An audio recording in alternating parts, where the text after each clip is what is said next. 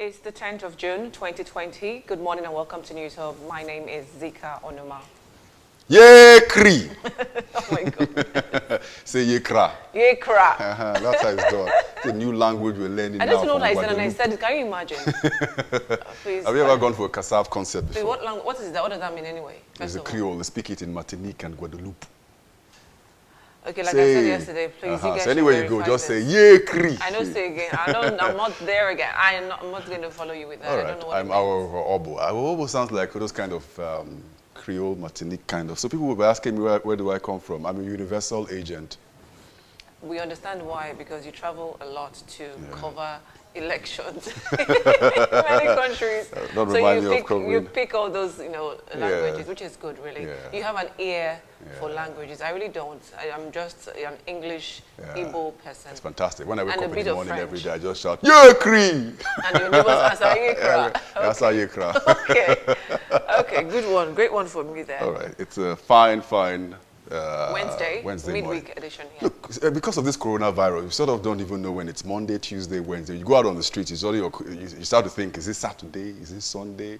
When it was a lockdown, then yes, you will not know which day it was. But now there's movement. There's been traffic since the lockdown was eased. So I'm very aware of the days of the week. I might mistake the dates, like 11, 12, 10. But for the days of the week, that one is very sure. Because I'm always looking forward to Friday, Thursday, and we're very close to the weekend right now. That's how Al Capone felt when he was in lockdown isolation in Alcatraz. He didn't know whether it was Monday, Tuesday, so they start to draw sticks across after 5, like that. You know how many days you spent. Alcatraz, Well, you've been there before? I've seen it before. I saw... Have you ever been to jail before, Zikka? I've been to police station. You've never done any bad thing in your life. Well, Alcatraz, here no prisoner is there anymore. It's just for tourists to just see. Tourist attraction. But I was just imagining how one of the notorious people they locked inside there escaped.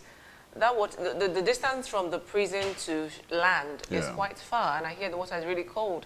How he did it, how they escaped, is something that is still mysterious because no one has found out how they managed to escape from the Alcatraz. But hey, when there's a will, there's a way. Well, it's true.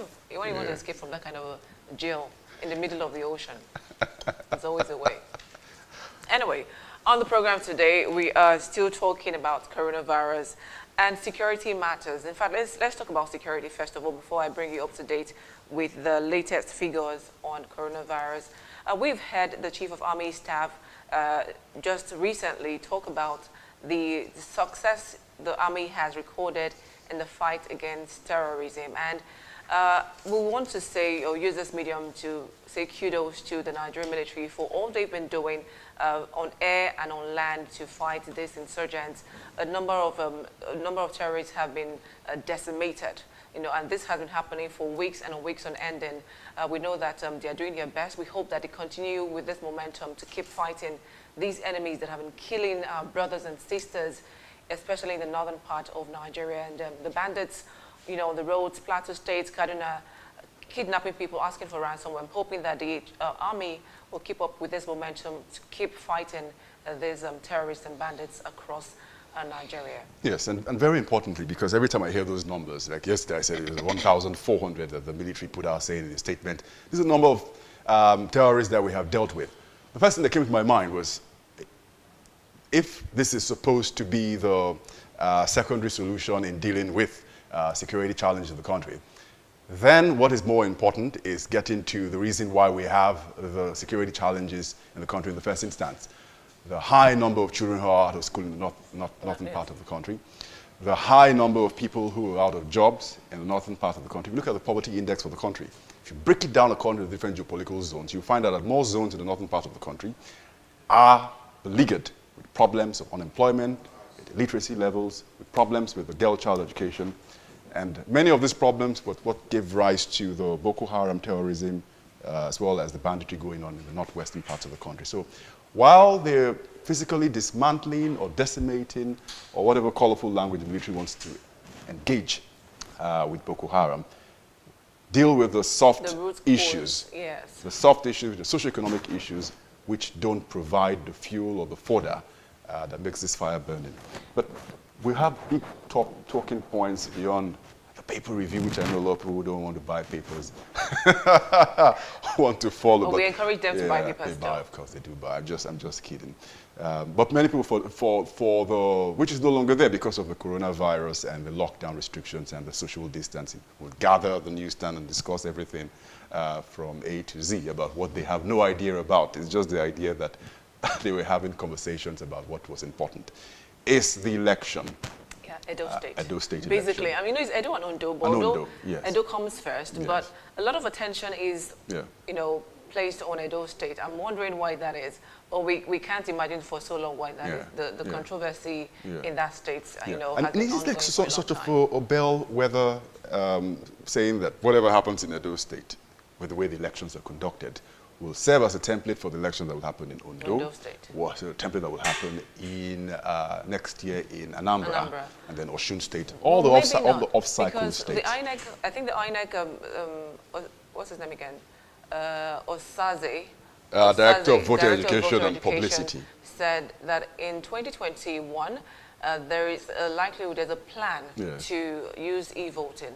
But between now and then, let's see whether we are prepared for that e-voting. And maybe Anambra State might be the first state that would experience electronic voting.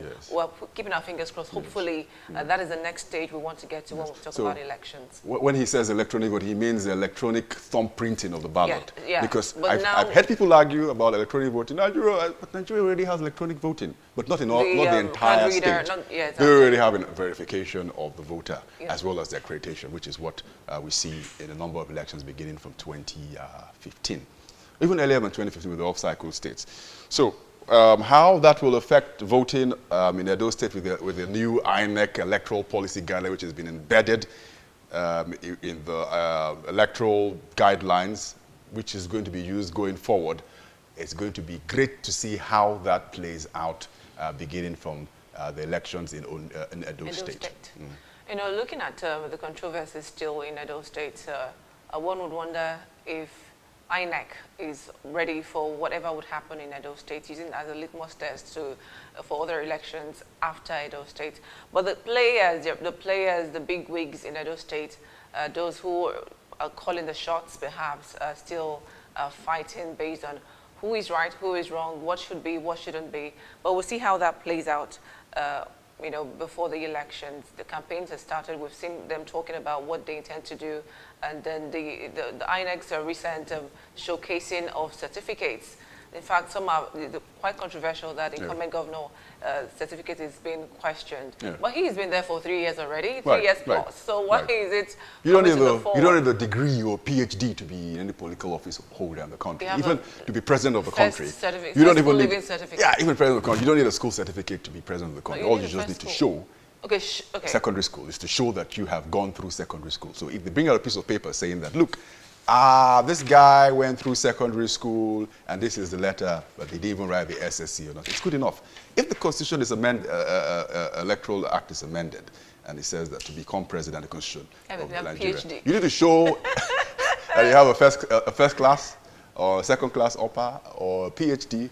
Then, but let's start from little things. No, from secondary even school, third class can pass. 5 credits at least to show.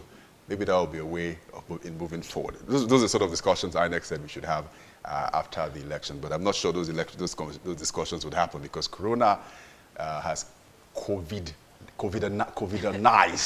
the entire discussions all through. Remember, all through the program, you can join us on social media. Our handles right there on the screen, on Twitter as well as on Instagram, Facebook also too. I think that we will also give you the phone lines to call in during the papers.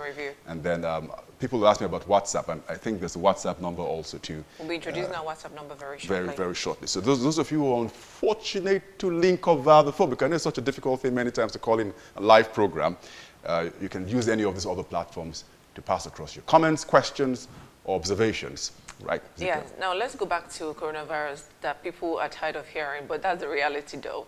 But so far, Nigeria has tested almost 80,000 people. Total tested in Nigeria, 79,900. 948.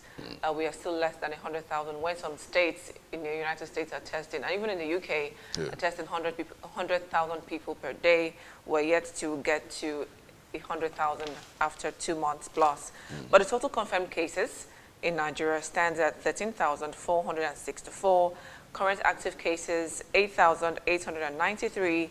Total discharged persons, 4,206.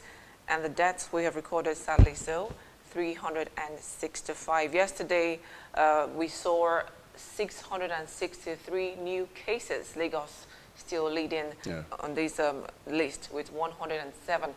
But sadly or shockingly, Ogun State, this was a spike really, 108 cases in Ogun State. This was really a spike. What's going on?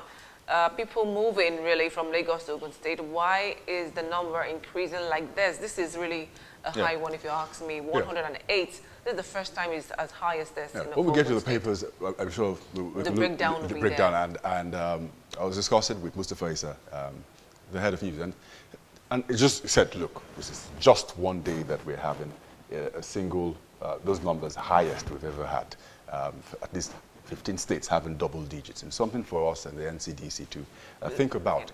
But we're ready to take a break. We come back, we're going to the front pages to see what's trending on national dailies. Please keep watching.